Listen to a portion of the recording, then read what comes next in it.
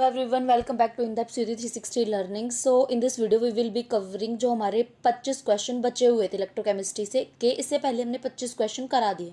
So before starting this video I would like to request all of you कि तुम एक बार video को pause करके खुद से इसका सोल्यूशन क्वेश्चंस के सोल्यूशन करने का ट्राई करो. इससे तुम्हें क्वेश्चन कैसे एग्जाम में अटेम्प्ट करना है उसकी स्ट्रेटेजी पता लगेगी और तुम्हें कई सारे मेथड्स भी पता लगेंगे, राइट. और बाकी सारे क्वेश्चंस जो भी इंपॉर्टेंट एग्जाम्पलर से हो या फिर पीवाईक्यू हो या कोई एनसीईआरटी का कोई इंपॉर्टेंट एग्जाम्पल है, we are covering all of this. So तुम बस हमारे साथ पढ़ते जाओ, बाकी तुम्हें एक अच्छा कॉलेज दिलाने की रिस्पॉन्सिबिलिटी हमारी है, राइट. सो चलो स्टार्ट करते हैं अपना क्वेश्चन नंबर 26 से, which states that the positive value of the standard electrode potential of copper 2 positive to copper indicates that. Okay, so now इसने क्या दे रखा है, कॉपर 2 पॉजिटिव टू कॉपर दे रखा है. मीन्स इसका क्या हो रहा है, रिडक्शन. इट मीन्स ये क्या है, ए गुड ऑक्सीडाइजिंग एजेंट है, राइट. देन कोई भी अपना H positive to H2, right. So अब आंसर देख लेते हैं. This redox couple reaction is stronger reducing agent, नहीं. ऑक्सीडाइजिंग एजेंट है, यस. इसका आंसर हो जाएगा बी.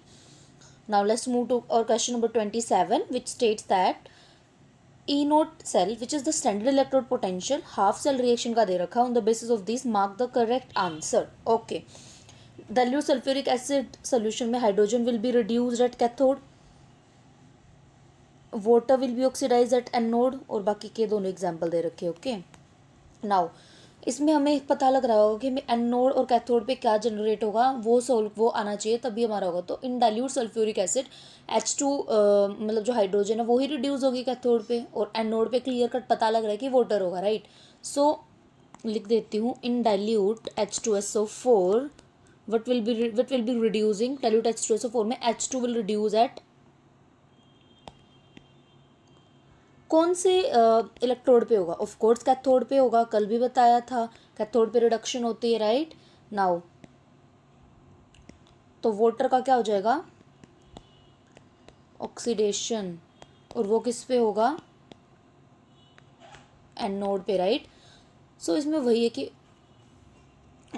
जो हाइड्रोजन है वो रिड्यूस होगा और जो वाटर है वो क्या होगा, ऑक्सीडाइज होगा, राइट. सो हम इसका ऑप्शंस पढ़ लेते हैं. In dilute sulfuric acid, hydrogen will be reduced at cathode. In dilute sulfuric acid, hydrogen will be reduced at cathode. It is very true. In concentrated sulfuric acid solution, water will be oxidized at anode. This is also very true. Okay. So now let's move to our next question. Next option, sorry. In dilute sulfuric acid solution, water will be oxidized at anode. Oh, okay. इसमें ये आएगा ना, water will be oxidised at anode. Okay, ये दोनों okay. हाँ, this is a dilute sulphuric और this is concentrated. We are talking about dilute. Okay, so इसमें हमारा फिर dilute sulphuric acid oxidise tetrathionate ion at anode. Okay, so इसका जो answer हो जाएगा वो A एंड C हो जाएगा. Okay, now let's move to next question. Question number 28, which states that what is the method of protection of iron by coating it with zinc coat. So ये तो सबको रटा होना चाहिए. It's called galvanization. Now question number 29, the reaction is spontaneous if the cell reaction is, तो del G क्या होता है हमारा, minus NF E naught cell. क्या होता है, minus NF E naught cell. del G would be equal to minus NF E naught cell. For the reaction to be spontaneous reaction के लिए what we need del G less than 0. वो कब होगा, जब del E naught cell की value greater than 0 होगी, तभी तो ये नेगेटिव होगा ना. तो इसका क्लियर कट आंसर क्या है, सेल पोटेंशियल क्या होना चाहिए, will be greater than 0 means positive, right. Now let's move to our question number 30, which states that the electrode platinum, और हमें ये मरकरी दे रखी है HCl is reversible with respect to. Okay, तो हमें देखने को मिल रहा होगा तुम्हें कि HCl दे रखा है, राइट. तो इसकी रिएक्शन क्या हो जाएगी, H positive plus electron gives out half H2. और ये किस पे होगी, तुम्हें पता लग रहा है कि रिडक्शन हो रही है, तो ये कैथोड पे होगी, राइट. और हम इसको एक दूसरा तरीका भी उससे भी लिख सकते हैं, that is 2H positive plus electron gives out 2 electron gives out H2, right. Clear. Now अब मैं बोल रही हूँ कि एनोड पे क्या रिएक्शन होगी, एनोड पे इसके अपोजिट हो जाएगी विच इज ऑक्सीडेशन. तो half H2 would be equal to H positive plus electron and H2 की लिखेंगे तो 2H positive plus 2 electron, right. तो अब इसके आंसर्स अब इसके ऑप्शंस हम लोग एक बार पढ़ लेते हैं। Chlorine ions reversible with respect to H positive ions, ठीक है, क्योंकि H पॉजिटिव का ही रिडक्शन, H पॉजिटिव का ही ऑक्सीडेशन हो रहा है, right. Now let's move to our next question which is question number 31 which stated the standard electrode potential of 4 element दिया हुआ है, the highest chemical activity will be shown by. So तुम्हें एक चीज़ इसमें मैं बता देती हूँ, व्हाट इज इट। जो हमारी केमिकल एक्टिविटी होती है, the chemical activity is directly proportional to reduction potential, ठीक है। तो A, B, C एंड D 4 दिए हुए हमें, ठीक है। तो ए का 3.05 है, इसका 1.66 माइनस 0.40 0.80 रिडक्शन पोटेंशियल। तो reduction potential is higher for the option number A, so इसका करेक्ट आंसर हो जाएगा A. Now let's move to question number 32 which states that which of the following factor does not affect the electrode potential of an electrode. Okay, E cell को क्या हमारा affect नहीं करता है, क्या अफेक्ट नहीं करता है ई सेल का। So it's given nature of electrode metal कैसा होना चाहिए, मेटल नॉन मेटल और इनर्ट, ये तो करेगा affect. Temperature of the solution ये भी करेगा, मोलैरिटी कंसंट्रेशन ऑफ सोल्यूशन भी डिपेंड करेगा, राइट। सो इसका आंसर क्या हो जाएगा, size of electrode. Size of electrode कभी भी मैटर नहीं करेगा। Now let's move to next question which is question number 33 sorry, which stated which of the following is the correct order of reactivity of metals. तो मैं तुम्हें कल electrochemical series के बारे में बता रही थी, राइट। इलेक्ट्रोकेमिकल सीरीज तो मतलब सब सारे एलिमेंट्स तो तुम्हें ऑफ कोर्स याद नहीं होंगे, बट स्टिल मैं तुम्हें बता देती हूँ, लेकिन जितने मुझे याद हो, जितने तुम्हें 12th क्लास के लेवल पे तुम्हें याद होने चाहिए, राइट। सो इट्स ले कर 12 सरदार का नाम मांगे अली महान जान कर फेंके सीडी नी सुनो प्यार है क्यों सुनो प्यारे क्यों आई आज हांगकांग।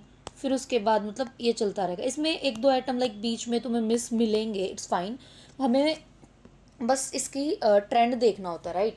सो मेरे को जितना याद था मैंने तुम्हें लिखवा दिया, बाकी तुम एनसीईआरटी से देख के इसके बीच में अगर कोई एलिमेंट छूट गया तो you can add that element also. Now क्या पूछा है, रिएक्टिविटी ऑफ मेटल पूछा है। Reactivity directly proportional to oxidation potential, ठीक है। Reactivity directly proportional to oxidation potential, जितनी ज़्यादा होगी उतनी ज़्यादा होगी, राइट। सो हम देखते हैं कि किसकी होगी। तो सबसे पहले हमारी होगी मैग्नीशियम, देन ऑप्शन कौन सा दिया है, zinc FeCU। So zinc FeCU, Fe and Cu। सो इसका जो आंसर हो जाएगा that will be magnesium zinc Fe and Cu, magnesium zinc Fe and Cu, magnesium zinc Fe and Cu। और Ag का भी देख लेते हैं, तो Ag का Cu के बाद दिया है, ओके ओके ओके ओके। तो इसका जो करेक्ट आंसर हो जाएगा वो हो जाएगा D, magnesium zinc FeCU Ag, magnesium zinc FeCU Ag, okay. Now let's move to next question which is question number 34 which is question में एक छोटा सा करेक्शन है विच इज इसमें जो ये है इसकी कंसंट्रेशन इज दिस, ठीक है। तो हम सबसे पहले क्या करेंगे, जिंक और zinc left right cell reaction लिखेंगे which is equal to zinc plus Fe2 positive gives out zinc 2 positive plus Fe, right। now zinc 2 positive की concentration is 0.1, इसकी 0.01। now अभी E cell is equal to formula लिखेंगे E note nurse equation का, मैंने 0.0591 n log product by reactant, right. यही होता है E cell की वैल्यू 0.2905, E नोट के मैं निकाले मैंने 0.0591 n2 हो जाएगा। क्लियर, इस रिएक्शन से पता लग रहा है, log product by reactant, okay. ना तुम देखोगे जब इसको तुम सोल्व करोगे तो इसकी वैल्यू जो है वो क्या आ जाएगी, 10 आ जाएगी। log 10 कितना होता है, 1 के इक्वल होता है। So 0.2905 is equal to E naught minus, जब तुम इसको कट करोगे तो you will be getting 0.02955। So E naught would be equal to 0.2905 plus 0.02955 which nearly be equal to 0.320। E naught की वैल्यू आ गई हमारे पास। बस अब हमें किस चीज़ की टेंशन है, हमें क्या निकालना है, इक्विलिब्रियम कांस्टेंट निकालना है, राइट। सो इक्विलिब्रियम कांस्टेंट के लिए फॉर्मूला क्या हो जाएगा, एट इक्विलिब्रियम जो हमारा ई सेल होता है वो 0 के इक्वल होता है। तो E naught cell would be equal to, इस फॉर्मूले से E naught cell would be equal to 0.0591 N which is equal to log and KC, और ई नोट की वैल्यू 0.320 और 2 divide by 0.0591 is equal to log KC, right. Now जब तुम इसको solve करोगे मतलब तो यहाँ पे लोग इस साइड लेके जाओगे, इसका बेस टू द पावर 10 है तो 10 रेज टू द पावर क्या आ जाएगा, इट वुड सिंपली भी, और 2 से तुम ये काट दो, ठीक है, तो क्योंकि ऑप्शंस के अकॉर्डिंग चलेंगे हम लोग, ठीक है, तो 0.320 डिवाइडेड बाई 0.0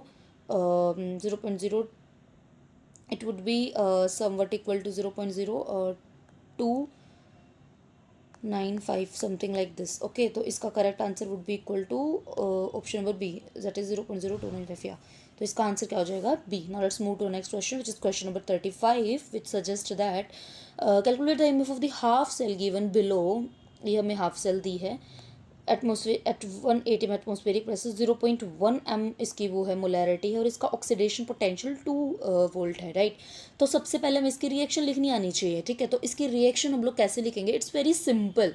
हमने पीछे भी ये रिएक्शन कर चुके हैं हम लोग, है ना, एक क्वेश्चन में वी हैव डन इट. तो 2H पॉजिटिव प्लस 2 इलेक्ट्रॉन, ये हो जाएगी, राइट. नाउ हम ई सेल ये वाला फॉर्मूला कैसे लिखते हैं, E cell is equal to E naught cell minus 0.0591 N which is 2 and log इसका क्या आ जाएगा, H positive product divided by H2 का प्रेशर आ जाएगा, राइट.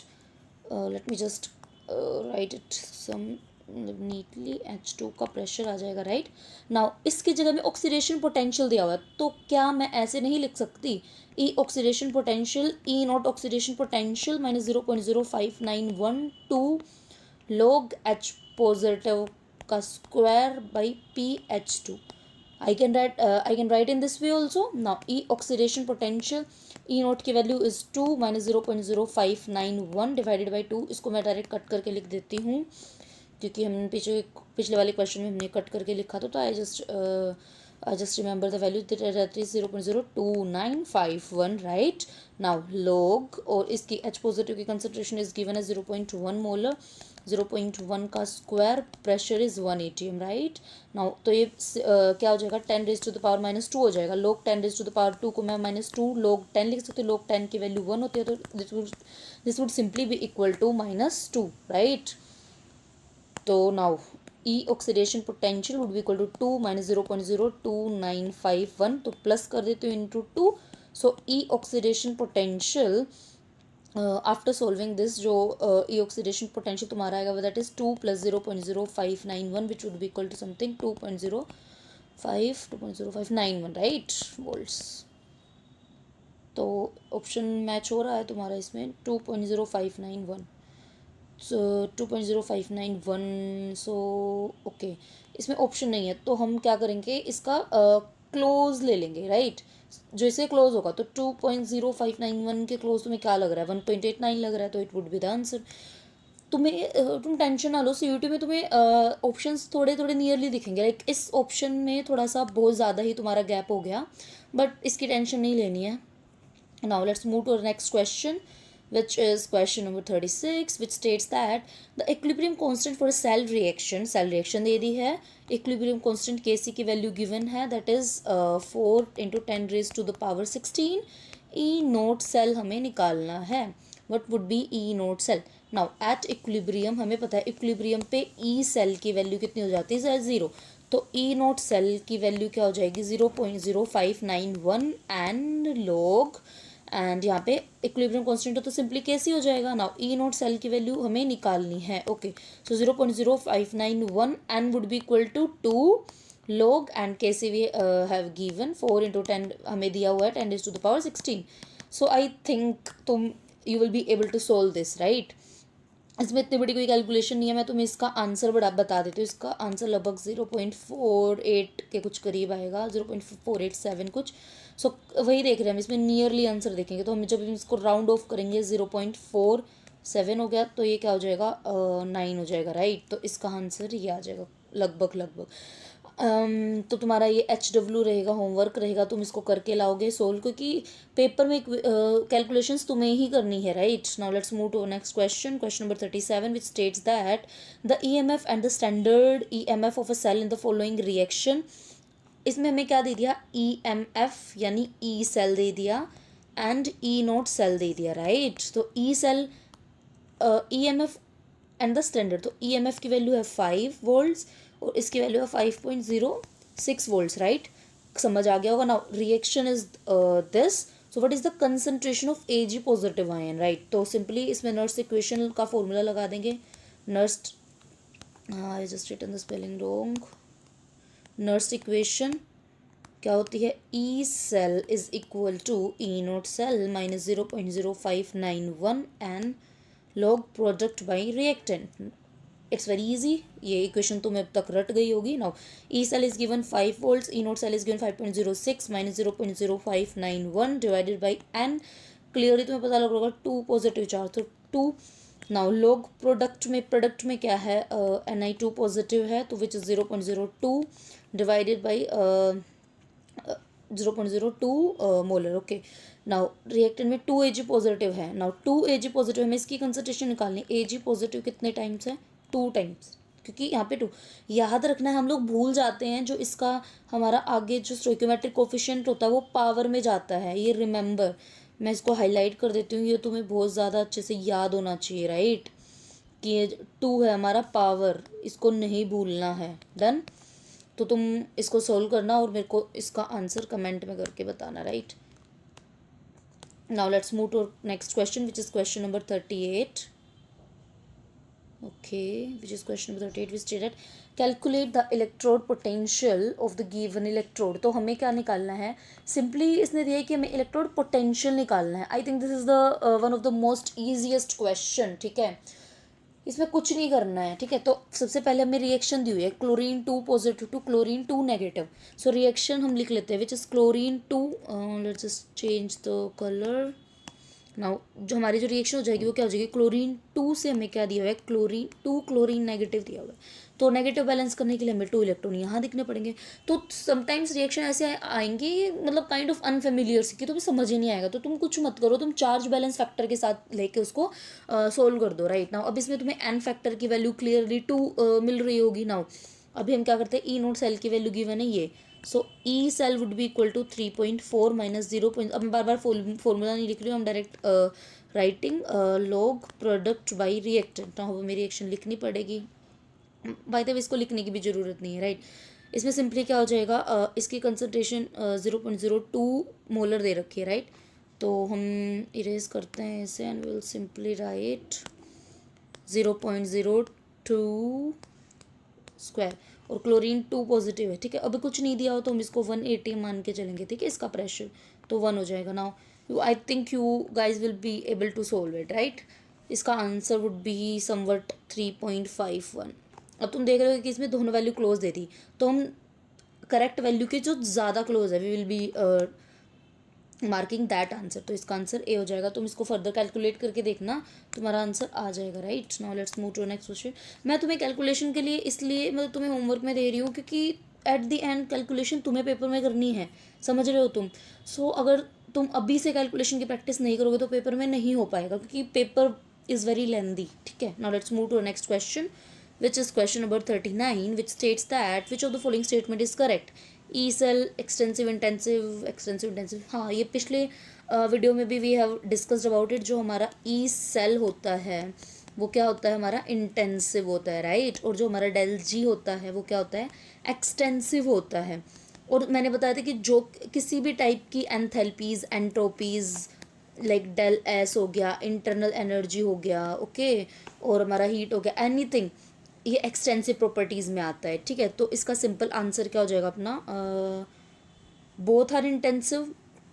ऐसा है क्या, नहीं तो ऐसा तो नहीं है। ई और ई सेलेक्शन आर बोथ एक्सटेंसिव, ऐसा है क्या, ये भी नहीं है, ठीक है।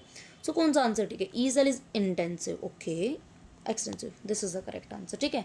Now let's move to our next question, question number 40 which states that E naught cell is, ये तुम्हें दिख नहीं रहा होगा, I think this is not visible, तो it's simply written E 1.1 volt दिया हुआ है, E naught. Now Daniel cell, which of the following expression are correct description of state equilibrium in this reaction, okay. Now what is Daniel cell, Daniel cell is जिसे तुम्हें electrochemistry समझाई गई है, ठीक है। This is only the Daniel cell which is ZnSO4 plus copper. Now zinc to zinc 2 positive, oxidation at anode, right, और copper से CuSO4, copper 2 positive, सो 2 0 आ जाएगा यहाँ पे बेसिकली, क्योंकि ये आयनिक फॉर्म में। तो इस दिस इज कैथोड एंड इसकी क्या हो रही है, रिडक्शन हो रही है। तो this is our equation, let me just erase this extra stuff now. ये हमारी डेनियल होगी। तो इसमें हमें एन की वैल्यू 2 क्लियर कट दिख रही है, ठीक है। अभी हमारे से क्या पूछे कि इक्विलिब्रियम की वैल्यू, के सी की वैल्यू इसमें कितनी होगी। तो सिंपली जब हम इसको लिखेंगे, अब इसने क्या देखा था 2.303 ले दे दिया। अभी तक हम Nernst equation S T P direct consider करके लिखते आ रहे थे, that is E cell is equal to E naught minus 0.0591 N log K सी। अब आप बोलोगे अच्छा मैम ये आप कहाँ से ला रहे थे, तो ये हम एस टी पी मान के कर रहे थे, बट यहाँ पे हमें पूरा लिखना पड़ेगा क्योंकि हमें ऑप्शन ही इस टाइप से दिए हुए हैं, right. So I am just writing it in standard form, that is E cell. हम इसको भी मतलब वैल्यू लिख देते हैं। अब इक्विलिब्रियम कांस्टेंट पे पूछा है, इक्विलिब्रियम कांस्टेंट पे पूछा तो इसकी ई सेल जो है वो कितना, ई सेल इसकी वैल्यू कितनी हो जाएगी, ई सेल की value simply 0 at equilibrium, right. So E naught would simply be equal to 2.303 R T divided by N F log kc, ठीक है। This would be the correct formula. Now 1.1 is given, N की value 2, F आ जाएगा ऊपर, okay, and 2.303 which is equal to log kc, right. Now जब तुम इसको further और भी मतलब सोल्व करोगे, नहीं ऑप्शन में आई थिंक, हाँ okay, option just see this option clearly. इसमें तुम्हें ऐसे ही दिया हुआ है, मतलब पूरी इक्वेशन दी हुई है 10 की पावर में। तो अगर तुम्हें पूरी के सी की वैल्यू पूछता तो तुम कैसे लिखते, तो it would be nothing but simply भी equal to 10 raise to the power 1.1 two F divided by 2.303, but हमें इस फॉर्म में दिया है, राइट। तो इसका हम सिंपली आंसर क्या लगा देंगे, B. Now let's move to our next question which is question number 41, which state that which of the following is correct for spontaneity of cell. ये हम क्वेश्चन इतनी बार डिस्कस कर चुके हैं ना कि तुम्हें रट गया होगा। Minus N F E naught cell, right. Spontaneity के लिए डेल जी लेस देन 0 होना चाहिए, यानी E cell would be greater than 0। So इसका सिंपली जो आंसर हो जाएगा वो ए हो जाएगा। डेल जी नेगेटिव और डेल ई पॉजिटिव होना चाहिए, right. Now let's move to next question, which of the following conditions are satisfied when the cell reaction in the electrochemical cell are spontaneous. Okay, so it's again वही दे दिया, del G greater than 0 no, del G E cell less than 0 नहीं, greater than 0 होता है, equal to 0 no. तो इसका simply answer क्या हो जाएगा, डी, ठीक है। Now let's move to next question which is question number 43, which state that the unit of equivalent conductance is del E Q is equal to K, अगर तुम metre में लिखो तो 1000 into normality, okay. So simply हम इसको लिखेंगे, इसकी unit क्या हो जाएगी, Siemens centimetre square equivalent, gram equivalent sorry inverse, ये हो जाएगी। तो तुम देख पा रहे हो कि ओम इनवर्स में दिया हो, तो siemens is nothing but ohm inverse, तो ohm centimetre square gram equivalent inverse, right. So इसका जो आंसर हो जाएगा, okay, these both options are I think same, right. इसके मतलब ये दोनों ऑप्शंस सेम दे रखे हैं, तो इट्स फाइन, ए ऑप्शन हो जाएगा। हाँ, अगर पेपर में तुम्हें दो ऑप्शन सेम मिलते हैं, राइट, और तुम्हें लगता है कि या दो ऑप्शन सेम मिले या सेम नहीं है, तो तुम्हें ऐसा लग रहा है कि इसमें कोई भी क्वेश्चन करेक्ट नहीं है, सो वो नॉर्मलाइज्ड हो जाता है तुम्हारा, समझ रहे हो। चाहे सब बच्चों को फिर उसके मार्क्स मिलते हैं। अब इसमें दो ऑप्शन सेम थे, तो तुम दोनों में से कोई सा भी लगा के आओगे, it will be marked as correct, तो इसमें टेंशन लेने वाली बात नहीं है, right. Now let's move to next question, question number 44, which of the statement about solution of electrolyte is not correct. मैंने क्या बोला था, जब भी नोट करेक्ट आ जाए तो firstly just circle note correct. Now अभी let's move to the statements. Conductivity of solution depends upon the size of ion. अच्छा ऐसा क्या, नो, नंबर ऑफ आयन्स पे डिपेंड करता है, ओके। किस पे डिपेंड करता है, नंबर ऑफ आयन्स पे डिपेंड करता है। Conductivity depends upon viscosity of the solid, is it so, no. Now what is the next option, conductivity does not depend on upon solvation of ions present in the solution. ऐसे है क्या, does not depend, नहीं, तो इसका clear cut answer, conductivity to solution increases with temperature, yes, okay. So इसका जो correct मतलब note correct है, गलत ऑप्शन है ये, बाकी सारे ठीक है, ठीक है। ये भी इसने करेक्ट लिख रखा है, ठीक है, हमें इनकरेक्ट बताना है। So I think you will be very clear with the answers. Let's move to question number 45 which states that the cell constant of conductivity cell change with change in electrolyte, change with change in concentration of electrolyte, change with temperature of electrolyte, and it remains constant for the cell. Cell constant of a conductivity cell G star which is equal to KR, तो ये constant ही रहता है, इसकी unit क्या होती है, metre inverse. तो इसका आंसर सिंपली क्या हो जाएगा, D. Now let's move to next question which is Colroche law has given the following relation for strong electrolyte. Del is equal to del naught minus del under root c. I think this is not visible to you all. So Colroche law क्या होता है, del equivalent molar conductivity क्या हो जाता है, equivalent molar conductivity at infinite of cation plus infinite of anion. और इसमें ध्यान रखना है, इसमें हमारे stoichiometric coefficients नहीं आते, इसमें हमारे stoichiometric I'm just writing coefficient as this नहीं आते, स्टोइकोमेट्रिक कोफिशिएंट नहीं लिखते. तो मैम किस में लिखते हैं, तो हम लिखते हैं stoichiometric coefficient molar conductivity terms में. ओके, याद रखना है ये चीज़, क्योंकि कई बार क्वेश्चन में तुम बस इसी की वजह से गलती करके आ जाओगे. और आई एम 100% श्योर कि तुम्हें एग्जाम में ऐसा क्वेश्चन मोलर कंडक्टिविटी निकालना पूछ लेगा, तो एक आंसर कैसे देगा तुम्हें, तुम्हें कैसे देगा कि ऐसा देगा कि जो कोफिशिएंट्स है ना उनसे मल्टीप्लाई ना करके देगा, वो भी option. So now let's move to the next question, which is question number 47, which state that, एक minute, just wait for a second, इसका आंसर नहीं हुआ, right. So let's just solve it. तो इसमें क्या होगा देखो, हाँ, तो कभी कभी तुम्हें ऑप्शन देगा, कभी कभी ऑप्शन नहीं देगा, राइट. तो तुम्हें ये चीज़ ध्यान रखनी है कि तुम याद रखो कि किस में कोफिशिएंट यूज़ होगा, किस में कोफिशिएंट यूज़ नहीं होगा, ठीक है. तो इसका आंसर तो सिंपल हो जाएगा, जब c अप्रोचेस टू 0 तो del is equal to del naught. NCERT की as it is line. Now let's move to the next question, which is question number 47. Conductivity K is equal to. So मैं तुम्हें ना बिल्कुल scratch से एक चीज़ बताती हूँ. That is R is equal to rho L by A. Okay. Now what is conductivity? It's nothing but reciprocal of rho. तो L by A. So 1 by rho is nothing but conductivity. R L by A. ठीक है. तो ये formula होगा, तो K is equal to 1 by R L by A. तुम निकाल सकते हो, बहुत ईजी रहेगा. नाउ एक फॉर्मूला तुम्हें याद होगा, G star is equal to K into R, right. Simple है. सो मैं बोलूँ कि K की वैल्यू रख दो तुम. K की value is 1 by R L by A into R. R से आर कैंसिल, तो G स्टार की वैल्यू क्या आ गई, एल बाई ए. मतलब तुम बस इस फॉर्मूले से चलो स्क्रैच से, और तुम you will be able to derive all the formulas. So this is the basic formula which you have to memorize by your heart. Okay, this one is the formula. अगर तुम्हें ये याद है तो तुम इस कंडक्टेंस के सारे क्वेश्चंस चुटकियों में कर ले जाओगे. Now let's move to next question, question number 47. तो इसका आंसर ये हो जाएगा, right, L by A.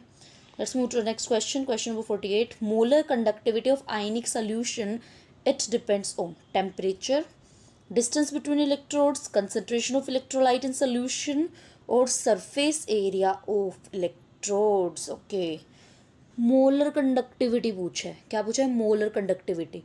Temperature पे डिपेंड करेगी, जी बिल्कुल करेगी. कंसंट्रेशन ऑफ इलेक्ट्रोलाइटिक सॉल्यूशन पे भी डिपेंड करेगी, ठीक है. Now let's move to question number 49, which states that the conductivity of a solution is directly proportional to, conductivity is directly proportional to, तुम्हें देख के ही पता लग रहा होगा, number of ions. Let's move to question number 50. Which of the following can be used as a fuel in a fuel cell. Okay, तो इसके बारे में कुछ बता देती हूँ. Let me just tell you about the standard fuel cell. क्या होता है स्टैंडर्ड फ्यूल सेल. ओके, बाकी तुम ये थ्योरेटिकल कंसेप्ट है, सो तुम एटलीस्ट एक बार तो इसकी मतलब बैटरीज वाले सेक्शन की जस्ट एक बार तुम इसकी रीडिंग लेके जाना, ताकि तुम्हें आइडिया हो. मैं नहीं बोली कि बिल्कुल याद करके जाओ, नहीं, जस्ट आइडिया कि तुम्हें स्टेटमेंट फैमिलियर सी लगे, right. So standard fuel cell क्या करती है, it reacts easily with oxygen, reacts easily with oxygen. और क्या तो हमारा बैटरीज का काम क्या होता है, to produce what, energy and heat or electricity. So I'll be writing electricity and heat. I think done, right. So इसमें क्या तुम्हें पता ही लग गया होगा कि easily react with oxygen होगा, produce electricity and heat होगा, तो इसका clear cut answer would be hydrogen.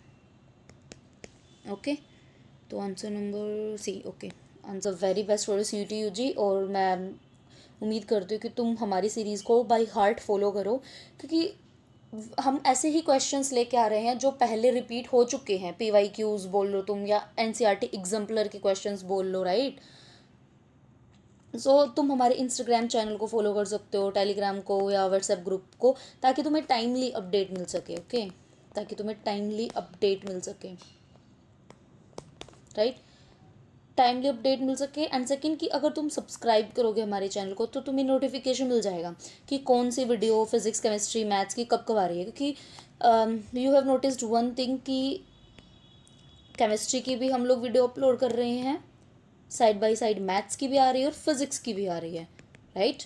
तो तुम्हारे से एक भी वीडियो मिस ना हो, इसके लिए तुम हमारे चैनल को सब्सक्राइब करो and don't forget to share your this channel among friends, ताकि उनकी भी हेल्प हो सके। क्योंकि हमारा विजन सब जो भी हमारे से पढ़े उसको अच्छा कॉलेज दिलाना है, राइट, ताकि हम मास स्टूडेंट्स के साथ जा सकें, उनके साथ काम कर सकें। सो आज के लिए इतना ही, मिलते हैं नेक्स्ट वीडियो जो कि हमारी केमिकल काइनेटिक्स की होगी।